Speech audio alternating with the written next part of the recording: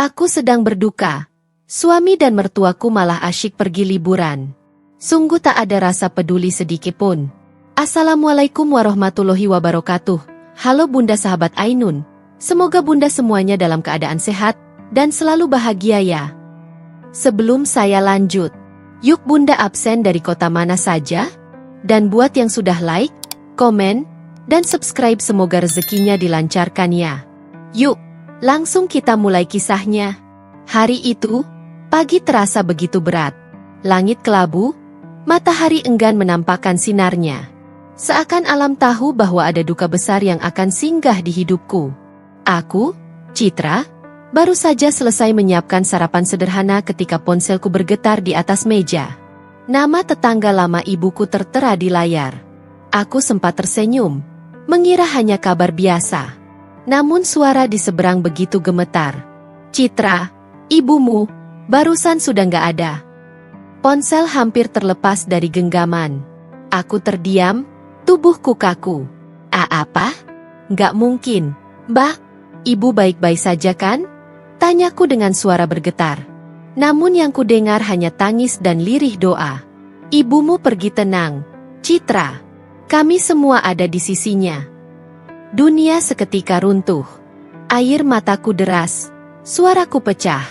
Ibu, jeritku, suaraku menggema di ruang tamu yang sepi. Aku merosot ke lantai, memeluk lututku erat-erat.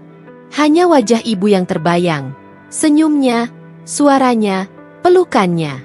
Ia adalah segalanya bagiku. Seorang wanita tangguh yang membesarkanku seorang diri sejak ayah meninggal. Pondasi hidupku. Dan kini, pondasi itu runtuh. Dengan tangan gemetar, aku menekan nomor suamiku. Suaraku parau ketika panggilan tersambung. Mas, ibu sudah meninggal. Aku nggak kuat. Tolong pulang sekarang, aku butuh kamu. Namun jawaban yang kudapat justru menghancurkan hatiku. Sayang, aku nggak bisa pulang. Aku sama mama papa sudah berangkat liburan. Tiket hotel nggak bisa dibatalkan. Kamu kuat? Ya, kan ada keluarga lain di sana. Klik. Sambungan terputus. Aku menatap ponsel dengan tangan gemetar. Air mataku makin deras. Di saat aku kehilangan ibu, mereka memilih liburan. Saat aku runtuh, mereka justru bersenang-senang. Di hadapan jenazah ibuku nanti, aku tahu, aku akan berdiri sendirian. Rumah ibu dipenuhi pelayat. Doa dan tangisan silih berganti. Tubuhku terasa lemas, seakan setiap langkah adalah beban. Aku berharap suamiku datang, setidaknya untuk menemaniku sebentar. Tapi yang kudapat hanyalah kabar pahit. Saat aku tengah mengurus jenazah ibu, ponselku kembali bergetar. Mataku membelalak. Di layar, terpampang foto-foto suamiku bersama mertuaku. Mereka sedang makan malam mewah di Bali. Senyum mereka lebar, meja penuh hidangan laut segar, dengan latar pantai indah yang biasanya hanya kulihat di iklan. Caption dari mertuaku menusuk hatiku. Akhirnya liburan keluarga yang sudah lama direncanakan. Bali, here we come. Tanganku bergetar, nafasku tersengal. Air mataku jatuh, bukan hanya karena duka, tapi juga rasa ditinggalkan. Bagiku, liburan mereka adalah pengkhianatan. Aku ingin berteriak pada dunia, ingin berkata, tidakkah kalian tahu aku baru saja kehilangan ibuku? Tapi mulutku terkunci. Aku hanya bisa duduk di sudut ruang tamu, menatap ponsel dengan hati remuk. Malam tiba. Rumah mulai sepi, hanya tinggal beberapa kerabat yang berjaga. Aku sendirian di kamar ibu, memeluk bantalnya yang masih menyimpan aroma tubuhnya. Namun tanganku refleks kembali membuka media sosial. Foto baru lagi muncul. Suamiku berenang di kolam resort, tertawa bersama kedua orang tuanya. Captionnya menamparku. Hidup itu singkat. Nikmati momen bersama keluarga tercinta. Dadaku perih. Jika mereka adalah keluarganya, lalu aku ini siapa? Di tengah kesedihan, sebuah api kecil mulai menyala dalam hatiku. Api kemarahan yang perlahan membesar. Aku berbisik pada diriku sendiri. Baiklah, jika mereka bisa tertawa di atas air mataku, Aku akan pastikan suatu hari tawa itu berubah menjadi tangisan. Hari pemakaman ibu tiba. Langit mendung, hujan turun rintik-rintik seolah turut berduka. Aku berdiri di sisi liang lahat, menatap tanah merah yang menutupi jasad ibuku.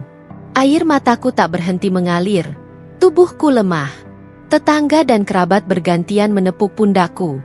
Namun di antara dua-dua itu, aku menangkap bisikan yang tak bisa kuabaikan. Suaminya mana? Kok nggak kelihatan dari tadi? Biasanya kan menantu laki-laki yang paling sibuk kalau ada yang meninggal. Ih, tega sekali. Istrinya baru ditinggal ibunya, malah nggak datang. Bisikan itu menamparku lebih keras daripada angin dingin sore itu. Aku menunduk. Wajahku terasa panas bukan hanya karena tangis, tapi juga karena malu. Rasa duka bercampur dengan rasa hina. Aku ingin menjawab. Ingin berkata bahwa suamiku lebih memilih bersenang-senang di Bali bersama orang tuanya. Tapi lidahku keluh. Aku tidak ingin nama ibuku ternodai oleh aib keluarga yang kaku dan tak peduli padaku. Malam harinya, setelah rumah kembali lengang, aku masuk ke kamar ibu. Di laci meja riasnya, aku menemukan sebuah buku harian tua. Kertasnya sudah menguning, tapi tulisan tangan ibu masih jelas terbaca. Aku membuka salah satu halaman. Nak, jika suatu hari aku tiada, jangan biarkan kesedihanmu membuatmu lemah. Ingatlah bahwa kau lebih kuat daripada yang kau kira. Jangan biarkan orang lain merendahkanmu. Tangisku kembali pecah. Aku menutup buku itu dengan kedua tanganku, memeluknya erat-erat. Dalam hati, aku berjanji pada ibu. Bu, aku tidak akan lupa. Hari ini mereka meninggalkanku di tengah duka. Luka ini akan kubawa, dan suatu hari kelak, luka inilah yang akan menjadi kekuatanku. Sunyi malam itu menjadi saksi lahirnya sebuah sumpah dalam hatiku. Sumpah yang kelak akan mengubah air mata menjadi senjata, dan kepedihan menjadi balas dendam. Suasana rumah masih dipenuhi aroma bunga tabur yang mulai layu. Wangi anyir tanah basah dan dupa yang dipasang tetangga masih menyisakan nuansa duka. Citra baru saja selesai membereskan foto-foto almarhumah ibunya yang ditaruh di ruang tamu ketika suara mesin mobil terdengar memasuki pekarangan rumah. Jantungnya berdegup kencang. Ia tahu siapa yang datang. Suami dan mertuanya. Orang-orang yang ia tunggu di saat tangisan terperih terdengar, tapi tak pernah hadir. Pintu mobil terbuka. Suaminya, Bagas, turun sambil menenteng koper dengan wajah santai. Seolah baru pulang dari perjalanan bisnis, bukan liburan panjang yang penuh tawa di tengah luka istrinya. Di belakangnya, ibu mertua Citra turun dengan kacamata hitam besar, langkah angkuh, dan senyum tipis yang menusuk hati. Citra, kau pucat sekali. Jangan terlalu dipikirkan. Ya, orang mati itu sudah tak bisa kembali. Lebih baik kau banyak-banyak cari hiburan, ujar ibu mertuanya sambil melepas kacamata hitamnya. Ucapan itu bagaikan pedang berlapis es yang ditancapkan langsung ke jantung Citra. Tubuhnya bergetar, namun bukan karena dingin, melainkan karena menahan amarah yang menggelegak. Ia menunduk, berusaha menahan air mata yang kembali menggenang. Bagas hanya diam, bahkan tidak berusaha menenangkan istrinya. Tatapan matanya kosong, seolah kematian mertua hanyalah catatan kecil yang tak perlu digubris. Bu, suara Citra bergetar. Itu ibu saya, darah saya, nafas saya. Bagaimana mungkin ibu berkata seperti itu? Ibu bahkan tak datang melayat, tak mengucapkan bela sungkawa, dan sekarang ibu menyuruh saya mencari hiburan. Ibu mertuanya tertawa dingin, menepuk bahu Bagas. Ah, Citra, hidup itu jangan dipenuhi kesedihan. Lihat, Bagas bisa kok tetap ceria. Kau terlalu larut. Itu sebabnya perempuan gampang rapuh. Citra menegakkan tubuhnya. Ia menatap ibu mertuanya dengan sorot mata yang mulai berubah, dari lembut menjadi dingin dan tajam. Air mata yang tadinya ingin jatuh, kini membeku di pelupuk mata. Apa ibu tahu rasanya kehilangan seorang ibu? Suara Citra serak, namun penuh tekanan. Apa ibu tahu betapa hancurnya hati saya ketika melihat tubuh ibu saya terbujur kaku, sementara suami saya dan keluarga besarnya bersenang-senang di tempat wisata? Bagas menghela napas panjang, malas mendengar keluhan. Citra, jangan perpanjang masalah. Yang sudah terjadi ya sudah. Kami juga butuh hiburan. Lagi pula aku sudah capek bekerja. Masa aku harus membatalkan liburan hanya karena ibu saya meninggal? Potong Citra dengan nada getir. Kau menganggap nyawa ibu saya hanya sekadar alasan kecil? Kau sadar siapa yang selalu mendoakanmu saat kau belum punya apa-apa? Bagas? Ibu saya. Dia yang selalu berkata padaku untuk bersabar mendampingimu, meski hidup kita dulu serba kekurangan. Bagas terdiam, wajahnya mulai memerah, entah karena marah atau malu. Tapi ibu mertuanya kembali bersuara. Sudah, Citra. Jangan terlalu drama. Hidup harus jalan terus. Kau ini istri. Tugasmu melayani suami, bukan menangisi orang mati terus-terusan. Kata-kata itu meremukkan hati Citra untuk kesekian kalinya. Namun di saat bersamaan, ada sesuatu yang berubah dalam dirinya. Rasa hancur itu perlahan-lahan mengeras menjadi kekuatan. Air mata yang membeku itu bukan lagi tanda kelemahan, melainkan tanda bahwa hatinya sedang menempa baja. Citra menatap mereka satu persatu. Bagas yang tak punya empati, dan ibu mertua yang berhati batu. Dalam hatinya ia berjanji, jika mereka mengira aku akan terus menangis dan meratap, mereka salah. Aku akan berdiri. Aku akan membalas semua ini. Bukan dengan teriak, bukan dengan air mata, tapi dengan cara yang tak pernah mereka duga. Dalam diam, Citra menyalakan api kecil dalam hatinya. Api yang akan tumbuh, menyala, dan suatu hari membakar habis segala kesombongan mereka. Dan untuk pertama kalinya sejak pemakaman, Citra tersenyum tipis. Bukan senyum bahagia, tapi senyum getir seorang wanita yang mulai menyadari bahwa dirinya lebih kuat daripada yang mereka kira. Citra duduk di kamar gelapnya, menatap foto almarhum ibunya yang masih terpajang di dinding. Air mata sudah kering, berganti dengan api yang membakar dada.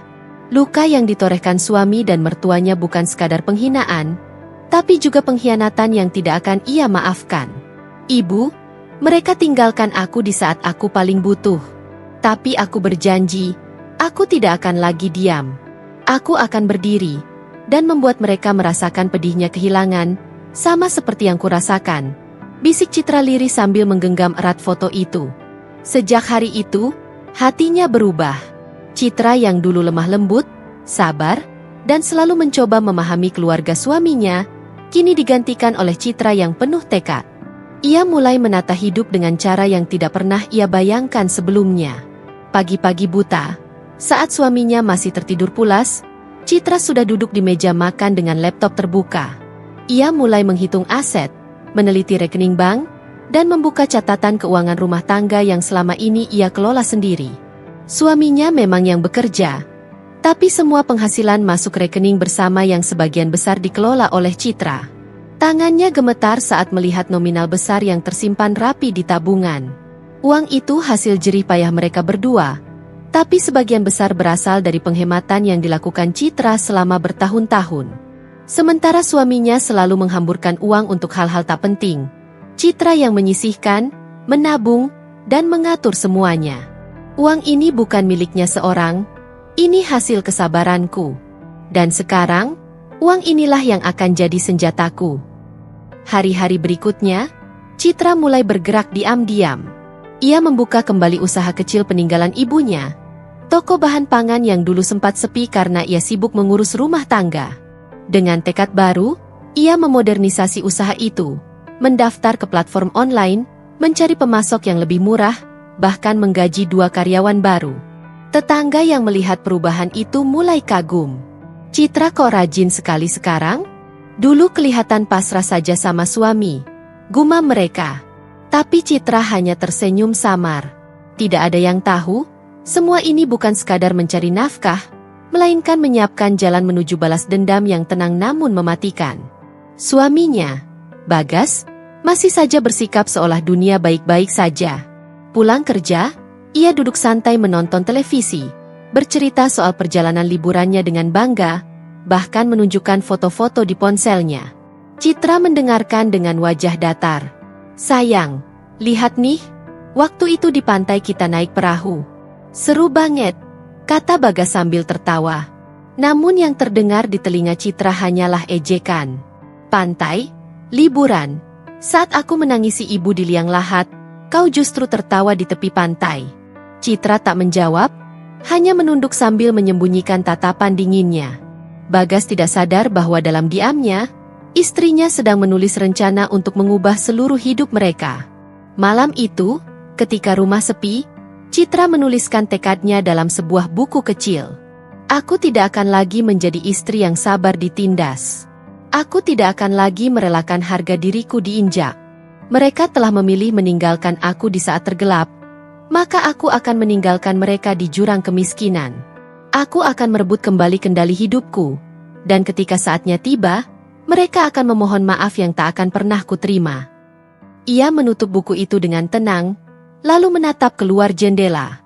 Bulan purnama menggantung di langit, seolah menjadi saksi atas lahirnya tekad baru dalam dirinya. Air mata mungkin masih mengalir, tapi kini bukan lagi air mata kelemahan, melainkan air mata kebangkitan. Citra sadar, perjalanan ini tidak akan mudah. Akan ada risiko, akan ada perlawanan, bahkan mungkin pengkhianatan yang lebih dalam. Tapi ia sudah siap. Ia tahu satu hal yang pasti. Luka yang mereka tanam di hatinya akan ia balas dengan kehancuran yang perlahan namun pasti. Dan sejak malam itu, seorang Citra yang baru telah lahir. Seorang istri yang bertekad bukan hanya untuk bertahan, tapi juga untuk bangkit dan menuntut balas. Malam itu, Citra duduk sendirian di ruang kerjanya. Sebuah ruangan sederhana yang selama ini tidak pernah disentuh oleh suaminya, apalagi oleh mertuanya. Mereka mengira itu hanyalah ruang pribadi untuk membaca atau menyimpan dokumen biasa. Tak ada yang tahu bahwa di balik lemari kayu tua itu, tersimpan kunci dari rahasia hidup Citra yang selama ini tak pernah ia buka di depan siapapun. Dengan hati-hati, ia menarik sebuah berkas tebal dari laci rahasia. Di dalamnya tertulis nama ayahnya, Hendra Wijaya, seorang pengusaha sukses yang meninggalkan dunia ini beberapa tahun lalu. Semua aset dan saham perusahaannya diwariskan kepada Citra, anak satu-satunya. Namun sejak awal, Citra memilih untuk menyembunyikannya. Bukan karena ia tidak mampu mengelola, tetapi karena ia ingin belajar hidup mandiri tanpa ada yang tahu siapa sebenarnya dirinya. Ayahnya pernah berkata sebelum meninggal, "Nak, jangan semua orang tahu seberapa kuat dan berharganya dirimu. Kadang, kekuatan sejati ada pada kemampuanmu untuk diam, hingga tiba waktunya kau membuka semuanya." Dan kini, waktu itu telah tiba. Citra menatap dokumen-dokumen perusahaan yang sah atas namanya. Sertifikat kepemilikan, rekening perusahaan, saham yang mengalirkan dividen setiap bulan. Jumlahnya tidak sedikit, cukup untuk membuat siapapun terperangah. Namun selama ini, ia membiarkan semua berjalan di bawah kendali seorang manajer terpercaya peninggalan ayahnya. Citra hanya menerima laporan bulanan yang tidak pernah disentuh oleh suaminya. Air matanya menggenang, bukan karena sedih, tetapi karena amarah yang membakar dada. Selama ini ia dicaci, diremehkan, dianggap tidak punya daya. Suaminya dengan pongah mengira bahwa ia hanya perempuan lemah yang tidak bisa hidup tanpa dirinya. Mertuanya menganggap kehadiran Citra tak lebih dari beban, seorang menantu yang tidak berguna.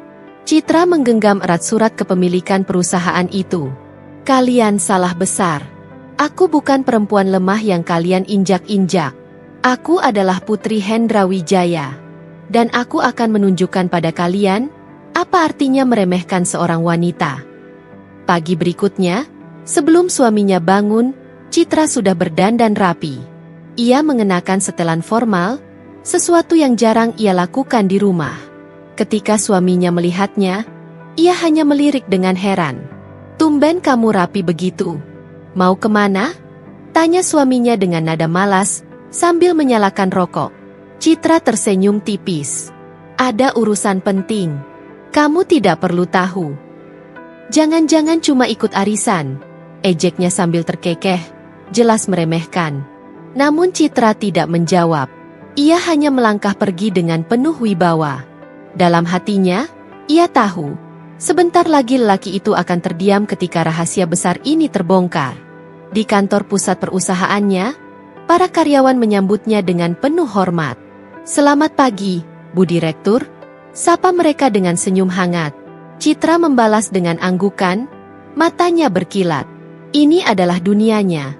Wilayah di mana ia dihormati, bukan diremehkan. Manajernya, Pak Arman, menyerahkan laporan keuangan terbaru. Ibu, laba bersih tahun ini meningkat 40%. Semua berjalan sesuai target. Apakah ibu ingin mulai lebih aktif terlibat langsung? Citra menatap laporan itu lama, lalu menghela napas. Ya, Pak Arman. Saya rasa sudah saatnya saya turun tangan langsung. Ada hal-hal yang harus saya persiapkan. Pak Arman mengangguk paham. Ia sudah lama tahu bahwa cepat atau lambat, Citra akan mengambil alih penuh peran ayahnya. Namun ia tidak tahu, motivasi Citra kini bukan lagi sekadar melanjutkan warisan, melainkan juga sebuah tekad untuk menjatuhkan orang-orang yang pernah menghina dan menyakitinya. Malamnya, Citra kembali ke rumah dengan wajah tenang. Suaminya bertanya dengan nada asal, "Dari mana saja seharian?" Citra hanya menjawab singkat, "Urusan pribadi." Suaminya tidak curiga sedikit pun. Ia masih merasa berkuasa, masih yakin bahwa dirinya adalah pusat dari hidup Citra.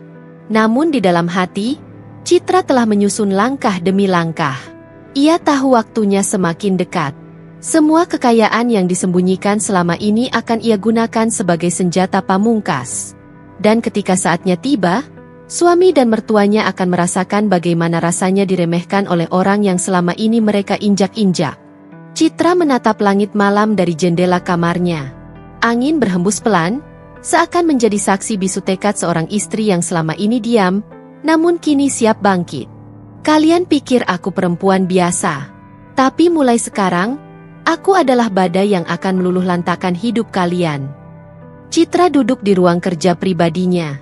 Ruangan itu tak pernah sekalipun dimasuki suaminya, karena ia selalu mengira Citra hanya menggunakannya untuk membaca atau sekadar menulis diari.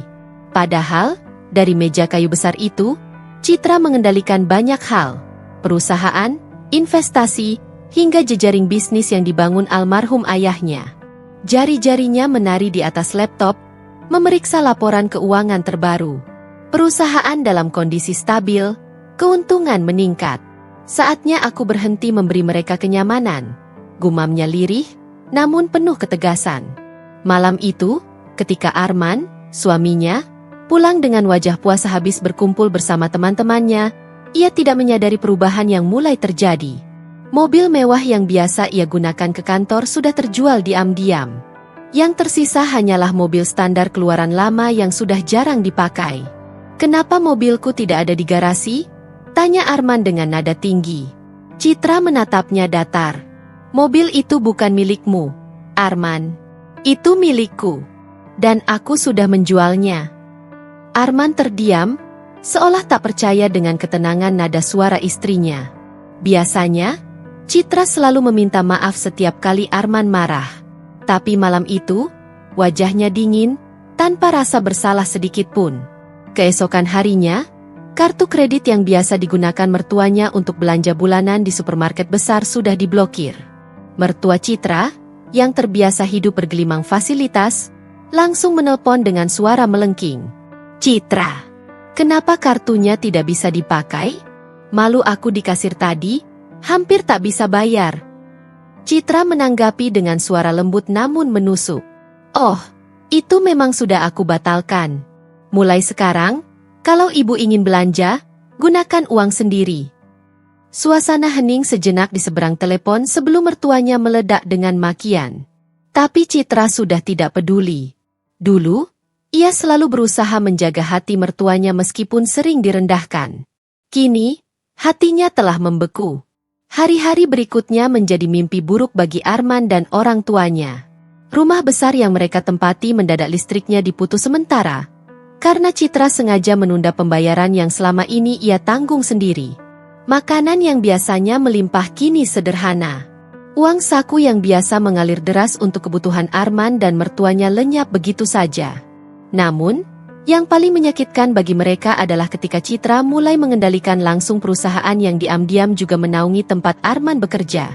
Tanpa sepengetahuan Arman, ia sebenarnya hanyalah salah satu pegawai dengan posisi sedang, Dan semua jenjang karir yang ia banggakan selama ini tidak pernah lepas dari campur tangan Citra. Kini, Citra mulai mengurangi fasilitas perusahaan yang diberikan kepadanya. Ruangannya yang dulunya mewah mulai diganti sederhana, bonus bulanan dipotong, dan perlahan reputasinya mulai meredup di mata rekan-rekan kerja. Arman pulang dengan wajah gusar. Kenapa semua ini terjadi? Citra? Kamu sengaja menjatuhkanku, ya? Citra menatapnya dalam-dalam. Aku hanya menarik kembali apa yang menjadi milikku. Kamu yang selama ini hidup di atas jerih payahku, Arman. Sekarang rasakan hidup tanpa aku. Arman mengatupkan rahang, tak sanggup membalas. Untuk pertama kalinya, ia merasa benar-benar tak berdaya. Sementara mertuanya yang terbiasa meremehkan Citra, kini hanya bisa menggerutu tanpa bisa berbuat apa-apa. Citra tahu, ini baru permulaan. Ia baru saja memutar kunci pertama dari permainan panjang balas dendam yang akan menenggelamkan suami dan mertuanya ke dalam jurang yang mereka sendiri gali dengan keserakahan dan kelalaiannya. Pagi itu, suasana rumah yang biasanya dipenuhi tawa mertuaku berubah menjadi gaduh. Suamiku, Arman, berteriak-teriak di ruang tamu, wajahnya pucat dan keringat dingin membasahi pelipisnya. Apa-apaan ini? Kartu kreditku ditolak. Aku bahkan tidak bisa membayar tagihan restoran tadi malam. Bentaknya sambil membanting dompet ke meja. Aku berdiri di ambang pintu, menyilangkan tangan di dada. Senyum tipis menghiasi bibirku, senyum yang penuh ironi. Mungkin memang sudah saatnya kau belajar hidup sederhana, men. Mertuaku, Bu Ratna, yang sedari tadi duduk di sofa langsung menimpali dengan nada tinggi. Apa maksudmu, Nisa? Jangan bilang kau yang memblokirnya. Kau ini istri macam apa? Berani-beraninya membuat suami sendiri dipermalukan. Aku menatapnya tenang, seolah tak terguncang oleh amarahnya. Semua fasilitas yang selama ini kalian nikmati berasal dari aku. Rumah ini, mobil mewah di garasi, bahkan kartu kredit itu, semuanya atas namaku. Kalau sekarang aku menariknya, apa salahku? Bukankah dulu kalian sering mengatakan aku hanya menumpang di keluarga ini? Wajah Bu Ratna merah padam. Ia memukul meja hingga vas bunga hampir jatuh. Kurang ajar kau, Nisa. Kalau bukan karena anakku, kau tidak akan hidup semewah ini. Aku tertawa kecil. Tawa yang membuat mereka semakin tersulut. Lucu sekali. Justru kalau bukan karena aku, kalian sudah lama hidup pas-pasan. Kalian pikir dari mana semua kemewahan ini berasal? Dari gaji suamimu yang hanya sekadar pegawai? Jangan mengada-ada, Bu. Arman terdiam. Wajahnya pucat, matanya beralih ke arahku dengan tatapan yang sulit terbaca. Ia baru menyadari kenyataan pahit bahwa selama ini, dialah yang sebenarnya bergantung padaku. Hari-hari berikutnya menjadi neraka bagi mereka. Mobil mewah yang biasa dipakai Arman kutarik kembali ke garasi perusahaan, meninggalkan hanya satu motor tua di rumah. Ketika Bu Ratna ingin berbelanja seperti biasanya, ia terkejut karena semua kartu bank tidak bisa digunakan. Ia bahkan harus meminjam uang ke tetangga untuk membeli beras. Rasa malu mulai menghantui mereka. Tetangga yang dulu iri dengan gaya hidup mewah keluarga ini kini justru menatap dengan pandangan penuh ejekan.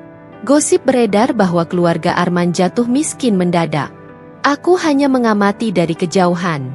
Setiap jerit marah, setiap keluhan, setiap hinaan yang mereka terima dari lingkungan, semuanya terasa seperti balasan atas luka yang mereka tinggalkan padaku di hari pemakaman ibuku.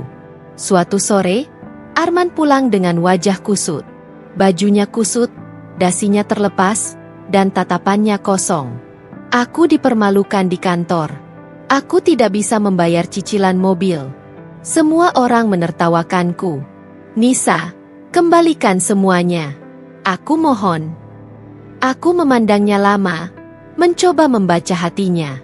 Tetapi yang kulihat hanyalah pria yang takut kehilangan kenyamanan, bukan suami yang benar-benar menyesali perbuatannya. Arman, ucapku pelan namun tegas. Kemewahanmu sudah sirna. Sekarang, rasakan bagaimana rasanya hidup tanpa topeng yang selama ini kuberi.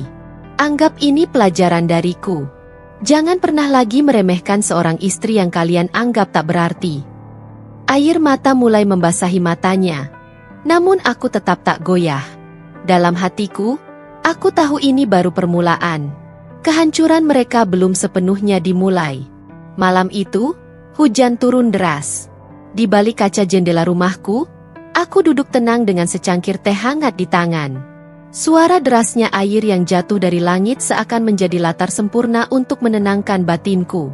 Tapi ketenangan itu pecah saat bel pintu rumah berbunyi berulang kali, keras dan tergesa. Ketika ku buka, berdirilah mertuaku di sana. Rambutnya yang dulu selalu tertata rapi kini berantakan, wajahnya kusut, pakaian lusuh basah kuyup terkena hujan. Ia tampak jauh berbeda dari sosok angkuh yang dulu selalu menatapku dengan hinaan di matanya. "Nia, tolong!" Suaranya parau, serak, penuh keputusasaan. Tangannya bergetar, tubuhnya hampir roboh jika tidak berpegangan pada kusen pintu. Aku berdiri diam, menatapnya dengan pandangan dingin. Semua kenangan pahit berkelebat di kepalaku. Saat aku dicaci di depan orang banyak, saat aku dipermalukan di meja makan hanya karena dianggap tidak sepadan dengan putranya, dan terutama saat ibuku meninggal dunia. Saat aku sedang berduka, mereka justru memilih liburan, seolah kehilangan ibuku bukan apa-apa. "Kenapa kau datang ke sini? Bukankah kau dan anakmu sudah sangat bahagia tanpa aku?" Tanyaku lirih, namun dengan nada tajam yang membuat wajah mertuaku semakin menunduk. Air matanya mulai jatuh, bercampur dengan air hujan yang masih menetes di wajahnya. "Nia, aku, tidak punya siapa-siapa lagi. Semua sudah habis. Uang, rumah, bahkan orang-orang yang dulu memuji kami, kini menjauh. Tolonglah, aku mohon padamu," katanya sambil meraih kakiku, hendak bersujud. Aku bergeser, menghindari sentuhannya. Ada getaran halus dalam hatiku, rasa kasihan yang mencoba masuk. Namun, luka masa lalu lebih kuat dari itu. Aku menegakkan tubuhku, menatapnya lurus tanpa ragu. "Kau tahu, Bu," kataku perlahan, "aku masih ingat jelas bagaimana kau menatapku dengan penuh hinaan saat aku berdiri di depan jenazah ibuku. Kau memilih liburan daripada menemaniku di hari paling berat dalam hidupku. Luka itu tidak akan pernah hilang." Mertuaku menangis semakin keras. Tangisannya pecah, penuh sesal. "Aku salah, Nia, aku buta oleh gengsi. Aku terlalu sombong, terlalu bangga dengan apa yang sebenarnya bukan milikku. Semua itu hanya topeng. Dan sekarang topeng itu sudah hancur. Aku mohon, beri kami kesempatan." Aku menarik napas dalam. Kata-katanya menusuk, tapi bukan untuk membuatku luluh. Justru semakin jelas bagiku bahwa kesombongan mereka telah membawa mereka ke titik ini. Aku bukan Tuhan yang bisa mengampuni begitu saja, apalagi setelah semua penghinaan dan luka yang mereka tabur di hidupku. "Aku tidak kejam, Bu," jawabku tenang. "Tapi aku juga bukan perempuan yang mudah melupakan luka. Kau harus tahu, semua yang kau dan anakmu nikmati dulu berasal dariku. Dari jerih payah yang bahkan tidak pernah kalian hargai.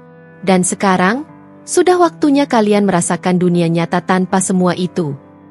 Mertuaku tersungkur di lantai teras rumah. Tangannya menutup wajahnya, tubuhnya bergetar hebat. Dari kejauhan, kulihat suamiku, mantan suamiku, berdiri dengan wajah pucat, hanya bisa menatap tanpa berani mendekat.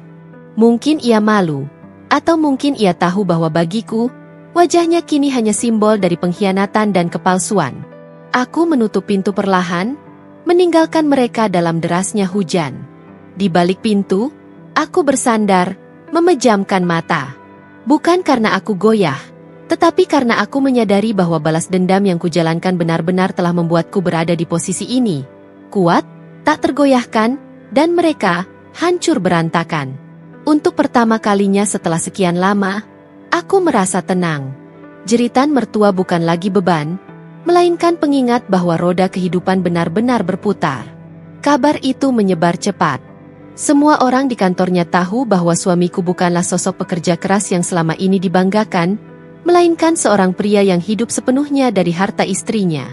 Aku yang dulu diam, kini dengan tenang membongkar satu persatu kebohongan yang ia bangun. Hari itu, ia dipanggil ke ruang rapat direksi.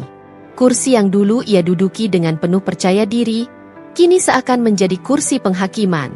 Bagaimana mungkin Anda menyembunyikan fakta bahwa hampir semua proyek besar perusahaan ini dibiayai dari dana pribadi istri Anda? Suara tegas seorang pimpinan menggema, menusuk ke seluruh ruangan. Suamiku terdiam. Wajahnya pucat pasi. Keringat dingin membasahi pelipisnya. Tangannya gemetar, bibirnya bergetar namun tak ada kata yang keluar. Aku yang duduk di ruangan itu, hanya memandangnya dengan tatapan datar. Tidak ada lagi cinta, tidak ada lagi simpati. Yang ada hanyalah rasa lega melihat topengnya akhirnya terlepas. Selama ini, Anda menjual nama perusahaan, mengklaim prestasi yang bukan milik Anda. Bahkan fasilitas yang Anda gunakan, rumah, mobil, gaya hidup glamor, semuanya bukan berasal dari keringat Anda. Kami tidak bisa mempertahankan karyawan dengan integritas seperti itu, kata sang direktur dengan nada tajam. Dan di saat itulah, keputusan dijatuhkan. Suamiku resmi diberhentikan. Ia keluar dari ruangan dengan langkah gontai. Dunia yang dulu ia kira ada di genggamannya, kini runtuh di depan matanya. Di luar, beberapa rekan kerjanya berbisik-bisik. Pantas saja sombong, ternyata cuma nebeng sama istri. Gila ya, tega banget ninggalin istrinya pas ibunya meninggal, sekarang kena batunya. Bisikan itu menusuk lebih dalam dari pisau. Wajahnya memerah menahan malu. Ia ingin marah, ingin berteriak, tapi tidak ada yang peduli lagi padanya. Sesampainya di rumah yang masih atas namaku, ia tersungkur di lantai ruang tamu. Tangisnya pecah. Suamiku yang dulu begitu angkuh, kini menangis seperti anak kecil yang kehilangan arah. Aku hancur, aku nggak punya apa-apa lagi. Suaranya lirih, nyaris tidak terdengar. Aku berdiri di hadapannya. Untuk sesaat, aku melihat sosok yang dulu pernah kucintai. Pria yang pernah kupercaya akan melindungiku. Tapi bayangan itu segera sirna, berganti dengan kenyataan pahit. Dialah orang yang pertama kali menusukku di saat aku paling rapuh. Sekarang kamu merasakan, kan? Ucapku dingin. Rasakan bagaimana rasanya ditinggalkan ketika dunia runtuh. Rasakan bagaimana pedihnya kehilangan orang yang harusnya ada di sisimu. Itulah yang kurasakan waktu ibuku meninggal. Saat kamu justru sibuk bersenang-senang dengan keluargamu. Ia menunduk. Bahunya terguncang hebat. Tangannya meraih ujung kain rokku, seakan mencari pegangan. Aku salah. Aku menyesal, tolong, jangan tinggalkan aku, ucapnya disela-isakan. Namun hatiku membatu. Luka itu terlalu dalam untuk sekadar diobati dengan kata maaf. Aku menatapnya dengan mata berkaca-kaca, tapi suaraku tegas. Penyesalanmu sudah terlambat. Kamu bukan lagi suami yang kucintai. Kamu hanya pria yang menghancurkan hatiku, mengkhianati kesetiaanku, dan menertawakan dukaku. Aku tidak akan jatuh dua kali di lubang yang sama. Ia tersungkur lebih dalam, wajahnya menempel di lantai. Jerit tangisnya menggema di ruangan yang dulu penuh dengan tawa palsu. Dan aku berdiri, tegak, dengan hati yang kini lebih kuat dari sebelumnya. Hari itu, aku benar-benar melihat suamiku tersungkur, bukan hanya di hadapanku, tapi juga di hadapan hidupnya sendiri. Suara ketukan di pintu rumahku malam itu terdengar begitu keras. Berulang-ulang, seolah orang di luar sana tak peduli apakah aku sedang istirahat atau tidak. Aku sempat ragu untuk membukanya, tapi rasa penasaran mengalahkan segalanya. Begitu pintu terbuka, mataku terbelalak. Di depan sana berdiri orang-orang yang dulu begitu angkuh, kini dalam keadaan yang menyedihkan. Suamiku, lelaki yang pernah kupercaya sepenuh jiwa, berlutut di teras rumahku. Bajunya lusuh, wajahnya penuh kelelahan, matanya sembab karena terlalu sering menangis. Di sampingnya, mertuaku yang dulu selalu menatapku dengan pandangan merendahkan, kini juga menunduk. Air matanya jatuh bercucuran, tubuhnya gemetar seperti kehilangan semua kebanggaan yang dulu selalu ia junjung tinggi. Maafkan kami, tolong maafkan kami. Suara suamiku parau, bergetar, hampir tidak keluar dari tenggorokannya. Ia menundukkan kepala sampai menyentuh lantai teras, tak peduli debu dan dinginnya malam. Aku berdiri tegak di depan mereka, menatap dengan tatapan yang tak lagi menyimpan cinta, hanya dingin dan luka. Ingatan itu kembali menamparku, hari ketika ibuku meninggal dunia. Saat aku menangis sendirian, berharap ada suami yang mendampingi, ada mertua yang menenangkan, mereka justru pergi berlibur dengan penuh tawa. Aku ditinggalkan sendirian dalam kesedihan yang tak tergambarkan. Luka itu membusuk, membakar, dan kini menjadi parit dalam hatiku yang tak bisa mereka isi dengan permintaan maaf semata. Kalian datang sekarang? Suaraku bergetar tapi tegas. Setelah kalian hancur? Setelah semua kemewahan kalian hilang? Setelah kartu kredit kalian diblokir? Setelah mobil kalian ditarik? Setelah rumah yang kalian anggap milik kalian ternyata masih atas namaku? Kalian baru ingat aku? Di mana kalian saat aku terpuruk? Saat aku butuh bahu untuk bersandar? Mertua perempuanku terisak keras. Suaranya pecah. Nak, kami hilaf. Kami buta dengan kesombongan. Kami salah. Sangat salah. Tolong beri kami kesempatan. Ia mencoba menyentuh tanganku, tapi aku menarik diri. Aku masih bisa merasakan bagaimana dinginnya sikap mereka dulu. Kata-kata tajam yang menusukku di saat aku rapuh. Suamiku menangis lebih keras. Wajahnya memerah, tubuhnya gemetar.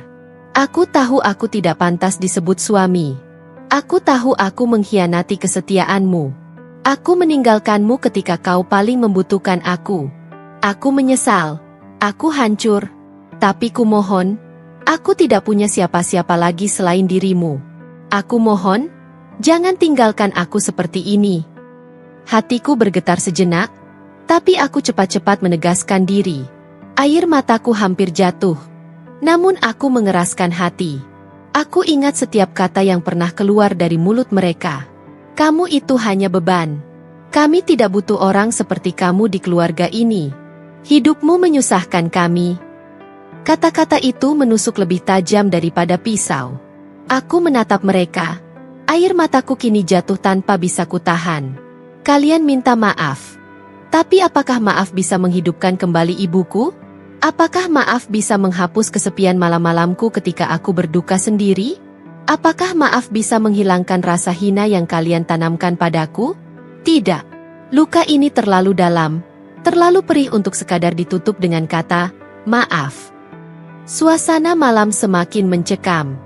Hanya ada suara tangisan mereka yang pecah, diselingi suara serangga malam. Para tetangga mulai mengintip dari jendela dan pagar, menyaksikan bagaimana orang-orang yang dulu dielu-elukan karena kekayaannya kini merendahkan diri di hadapan perempuan yang dulu mereka rendahkan. Aku menutup mata sejenak, menarik napas panjang, lalu menghembuskannya dengan berat. Aku bukan Tuhan yang bisa mengampuni dosa begitu saja. Aku hanya manusia yang pernah kalian sakiti. Dan sayangnya, hatiku sudah mati untuk kalian. Suamiku tersungkur penuh putus asa, mencium lantai teras rumahku sambil menangis keras. Mertuaku menjerit lirih. Suaranya pecah-pecah penuh penyesalan. Tapi aku berbalik, meninggalkan mereka yang terus berlutut di bawah, menutup pintu dengan tangan gemetar, lalu bersandar sambil menangis terisak. Malam itu menjadi saksi bahwa penyesalan memang selalu datang terlambat, dan tidak semua luka bisa sembuh hanya dengan permohonan maaf. Aku melangkah pergi meninggalkan rumah itu dengan kepala tegak. Suara tangisan suamiku, teriakan mertua yang memanggil namaku, semuanya tertinggal di belakang punggungku. Untuk pertama kalinya setelah sekian lama, aku merasa ringan, meski hatiku penuh luka. Di luar rumah, angin sore menyapu wajahku. Langkahku mantap, seakan bumi memberi restu pada setiap keputusan yang kuambil. Aku pernah berada di titik terendah, saat ibuku meninggal dan aku ditinggalkan sendirian.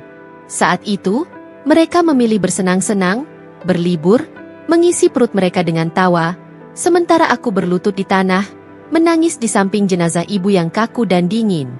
Luka itu terlalu dalam. Aku berhenti sejenak, menatap ke langit. Ibu, bisikku lirih, aku sudah bertahan. Aku tidak membiarkan mereka lagi menginjak harga diriku. Aku berjuang untuk membuktikan bahwa aku bisa berdiri sendiri. Air mata mengalir. Tapi kali ini bukan tangis karena dikhianati, melainkan tangis kelegaan. Sementara itu, di dalam rumah, suamiku tersungkur di lantai. Semua yang ia banggakan, jabatan, harta, kehormatan, sudah runtuh. Orang-orang di kantor tahu bahwa keberhasilannya hanyalah bayangan semu. Tanpa aku, ia bukan siapa-siapa. Mertuaku, yang dulu membusungkan dada, kini hanya bisa menjerit, memohon-mohon belas kasihanku. Tetapi aku sudah menutup hati. Aku tidak lagi melihat mereka sebagai keluarga. Mereka adalah orang asing yang pernah menusukku paling dalam, ketika aku rapuh dan tak berdaya. Mereka bukan hanya melukaiku, tapi juga menghina ibuku, darah dagingku sendiri. Itu dosa yang tak bisa kuhapus dari ingatan. Hari-hari setelah aku meninggalkan mereka, hidupku terasa lebih tenang. Aku kembali membangun langkah, menata hidup dengan kerja keras dan keyakinan. Setiap tetes keringatku adalah doa untuk ibuku. Setiap keberhasilan adalah hadiah untuk jiwanya yang tenang di alam sana. Sedangkan mereka, kabar yang kudengar dari jauh membuatku semakin yakin bahwa keputusan ini adalah yang terbaik. Rumah besar mereka dijual murah untuk menutup hutang. Suamiku bekerja serabutan, kehilangan harga diri yang dulu ia junjung tinggi. Mertuaku hidup berpindah-pindah, menumpang belas kasihan saudara jauh. Semua kesombongan mereka lenyap ditelan kenyataan. Ada malam-malam di mana aku termenung, bertanya pada diriku sendiri, apakah aku terlalu kejam karena menutup pintu maaf? Tapi setiap kali bayangan wajah ibuku hadir, dengan tatapan sendu di hari terakhirnya, aku kembali sadar. Ini bukan soal balas dendam semata. Ini soal harga diri yang pernah diinjak, luka yang dibiarkan menganga, dan kehormatan seorang anak yang diludahi hanya karena mereka merasa berkuasa. Aku memilih untuk tidak menoleh lagi. Luka ini memang tak akan pernah termaafkan. Tapi dari luka inilah aku belajar untuk kuat. Aku belajar bahwa mencintai diri sendiri lebih penting daripada memaksakan diri bersama orang-orang yang hanya tahu menindas. Kini aku hidup dalam ketenangan. Tidak lagi ada tangisan yang dipandang sebelah mata. Tidak lagi ada air mata yang dijadikan bahan ejekan. Hidupku bukan lagi tentang mereka. Hidupku adalah tentangku, dan tentang janji pada ibu bahwa aku akan bahagia. Dan mereka? Biarlah mereka terjebak dalam jurang kemiskinan yang dulu pernah mereka tertawakan. Bukan karena aku kejam, tetapi karena itulah konsekuensi dari perbuatan mereka sendiri. Aku menutup buku ini dengan satu keyakinan. Harga diri seorang wanita tidak boleh diinjak seenaknya. Luka bisa mengering, tapi bekasnya akan selalu menjadi pengingat. Dan bagiku, tidak ada kata maaf untuk mereka yang tega menertawakan tangisku.